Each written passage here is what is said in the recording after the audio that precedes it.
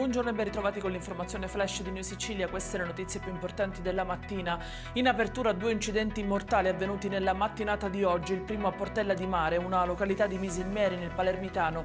A perdere la vita un uomo di 57 anni in uno scontro frontale. Grave anche una ragazza rimasta ferita. Sangue anche nel Trapanese, una maestra di scuola elementare è stata investita da un furgone condotto da un anziano mentre stava entrando nell'istituto dove insegna. La vittima, la 64enne ninfa in delicato, si è spenta poco dopo l'arrivo in ospedale.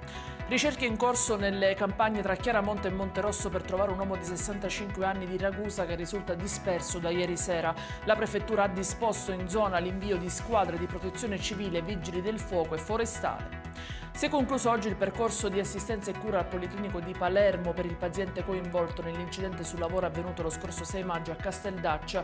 L'uomo è stato trasferito a Villa delle Ginestre per proseguire il percorso di riabilitazione. Giornata nera per il traffico a Catania, nello specifico alla circonvolazione. Un incidente tra una minicar e un'auto al via Lodorico da Pordenone ha mandato la viabilità in tilt, a contribuire ai disagi anche l'installazione in corso degli autovelox.